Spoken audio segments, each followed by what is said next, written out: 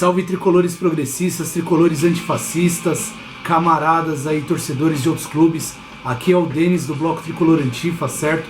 E hoje nós vamos falar, sobre o jogo de ontem, a vitória do São Paulo na Copa do Brasil. Mas antes disso, eu peço que vocês se inscrevam no canal do Bloco Tricolor Antifa, acionem as notificações, curtam, comentem, compartilhem esse vídeo, certo? Nos sigam também nas outras redes sociais, Instagram, Twitter, Facebook, TikTok, Threads, né? Rede social nova. Vamos aí fortalecer aí as redes do Bloco Tricolor Antifa e de todos os outros canais antifas aí, que a gente tem que dominar tudo nessa porra, certo? Então, para começar, o vídeo ele é sobre a vitória, grandiosa do São Paulo ontem pela Copa do Brasil. Eu vou falar também sobre as ausências no elenco do São Paulo, para os próximos jogos, o jogo de domingo contra o Santos, e falar também sobre as campanhas do São Paulo ao longo dessa temporada, certo? Então vamos lá, Ontem, pelo jogo de volta das quartas de final da Copa do Brasil, o São Paulo venceu o Palmeiras lá no Allianz Parque por 2-1. Então, após o São Paulo ganhar por 1-0 no Morumbi, uma partida que o São Paulo jogou muito bem, principalmente dos 25 minutos do primeiro tempo até o final do segundo tempo, isso lá no Morumbi. São Paulo venceu por 1-0, perdeu chances ali que não poderiam ser perdidas, mas levou uma vantagem mínima de 1-0, de um gol de diferença para o jogo no Allianz, que foi ontem, quinta-feira, às 8 horas da noite.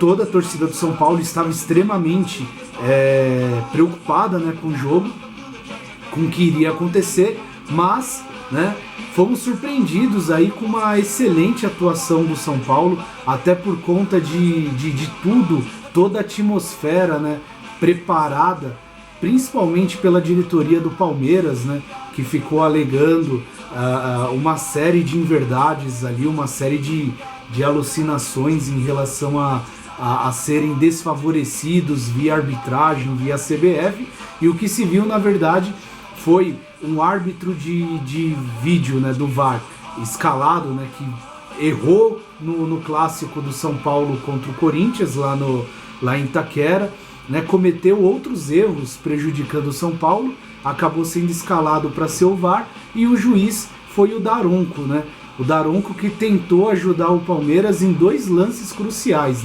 O primeiro, uma jogada que poderia ter sido marcado pênalti a favor do São Paulo, em que o jogador do Palmeiras ele desloca o meia do São Paulo, que tentou entrar na área para finalizar, e aí o Daronco ele deu impedimento de uma jogada que não teve impedimento, e principalmente o gol legítimo do Caleri, que o Daronco marcou falta, o VAR chamou do Daronco, falou, é melhor você observar direito aí essa jogada, e mesmo assim o Daronco ainda manteve a falta que ele havia marcado. Só que isso não foi páreo para o São Paulo, que fez um jogo excelente, houve ali um domínio, uma pressão inicial do Palmeiras no jogo de ontem, mas o São Paulo ele começou a fazer as suas jogadas, criar as suas jogadas ali no meio campo, povoar o meio campo.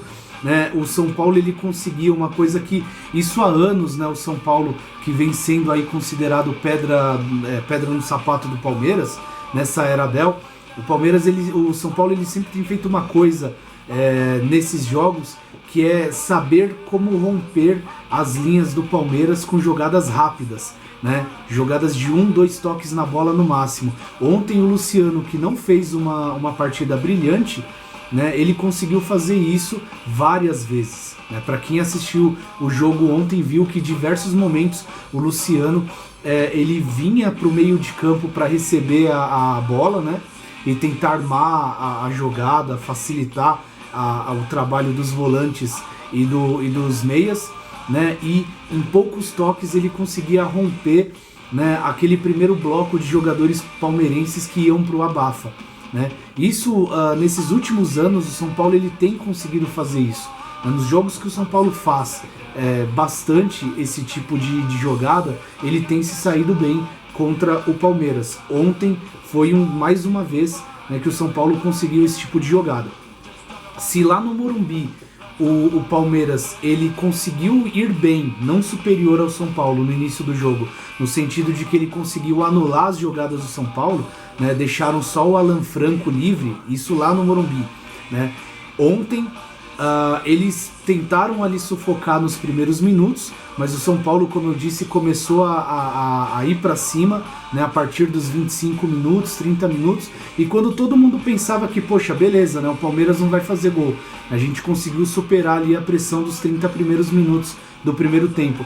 Eis lá que o lateral deles, né, acertou na cagada, né, foi fazer um cruzamento espírita e acertou o ângulo, e matou o Rafael, né? O Rafael falhou ali naquele lance, talvez por um excesso de confiança, né? Devido às suas partidas, né?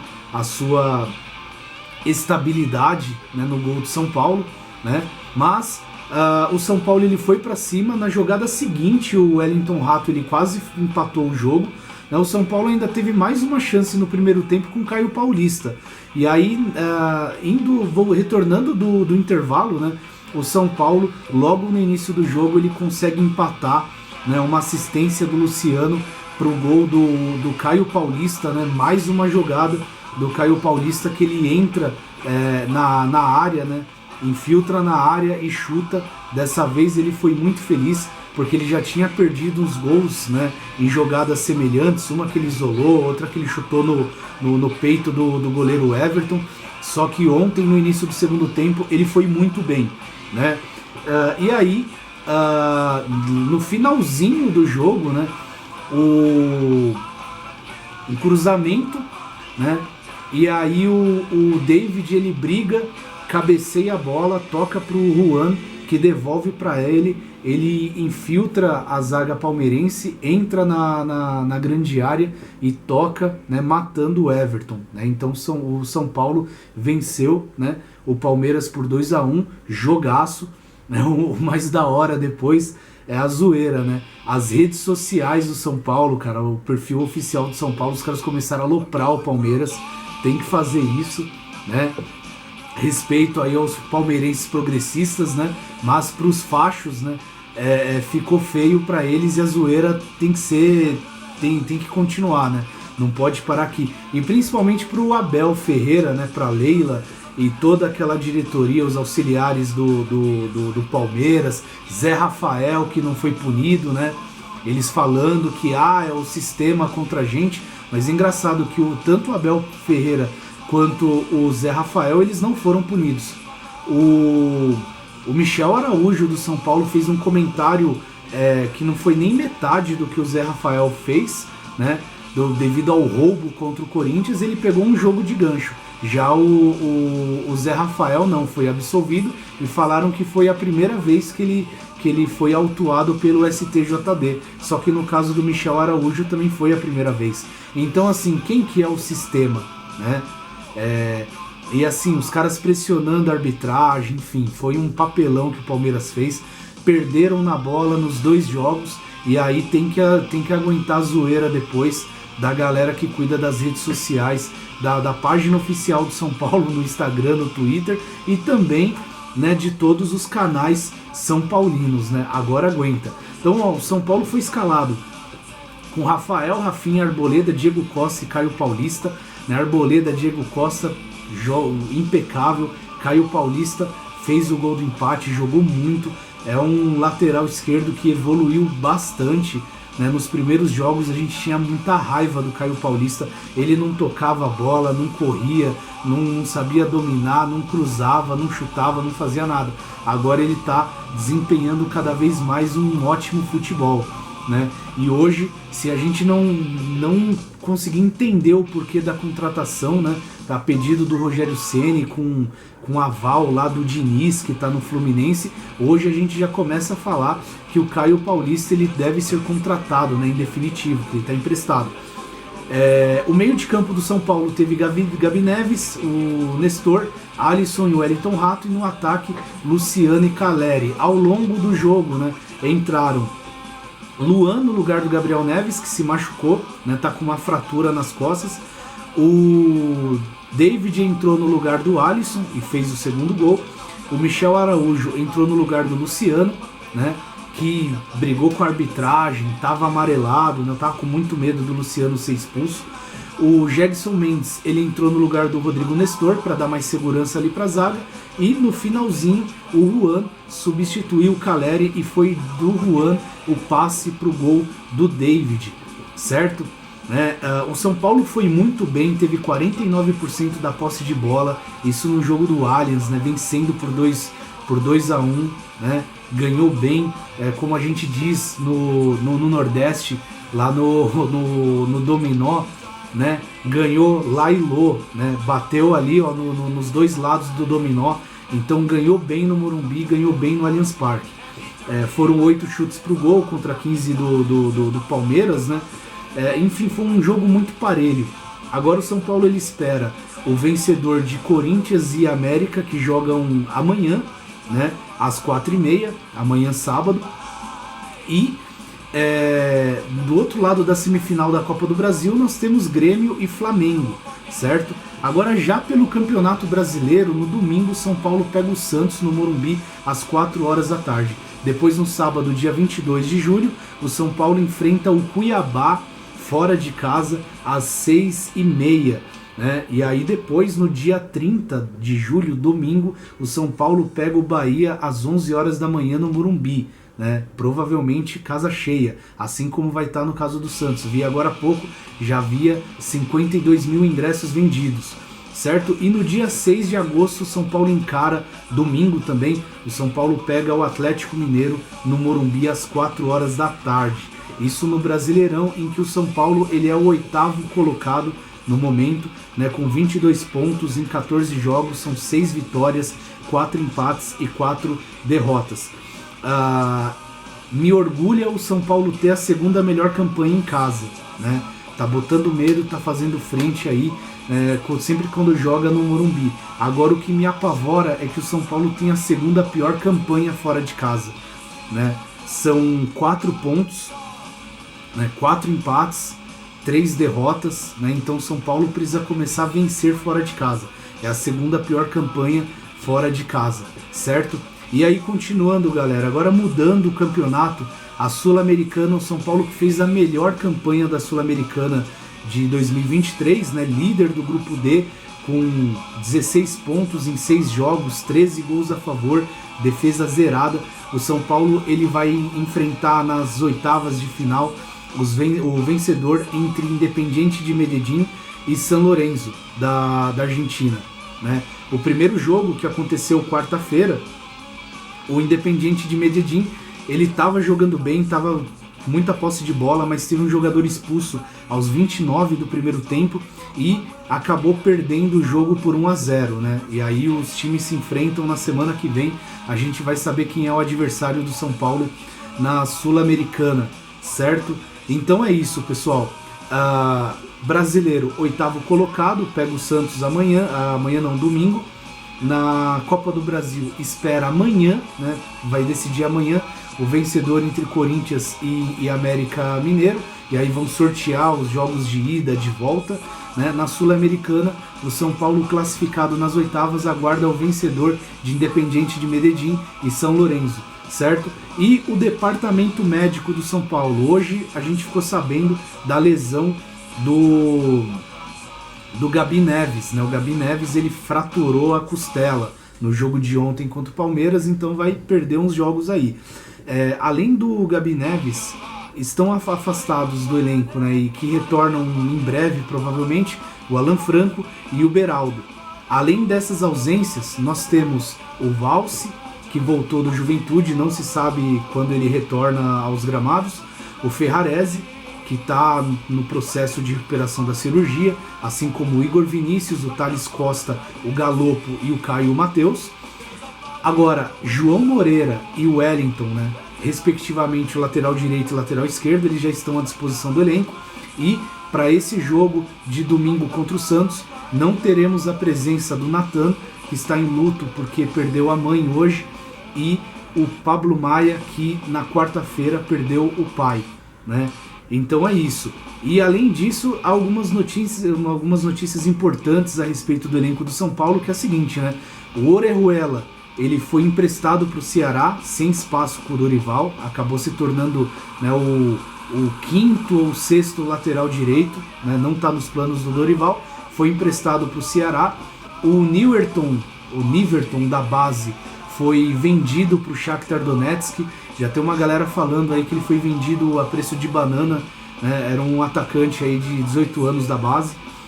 Acabou o empréstimo do André Anderson, aquele meio atacante emprestado da Lazio a pedido do Rogério Ceni, jogou só 10 partidas, uma como titular, acho que chegou a fazer um gol.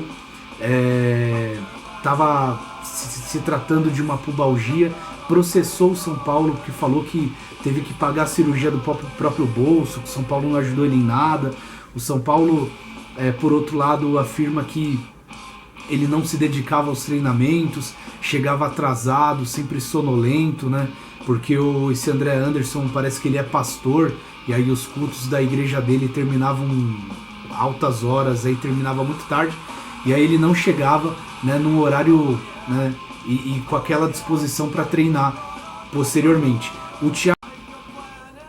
O goleiro Thiago Volpi, né, ele está processando o São Paulo, ele exige quase 2 milhões e 400 mil reais, né, devido a salários não pagos, direitos de imagem na época da pandemia, né. O Reinaldo está indo por esse mesmo processo, né, processando o São Paulo também, né, por direitos de imagens que não foram pagos na época da pandemia, e faz sentido, né, eles têm esse direito aí, né, foi acordado que o São Paulo pagaria e não pagou, então os caras processaram o São Paulo. São Paulo está usando o dinheiro da bilheteria para pagar os direitos de imagem do elenco atual, né, e é necessário aí avançar nas competições, né, de preferência ganhar a Copa do Brasil, até para colocar as contas em dia, né?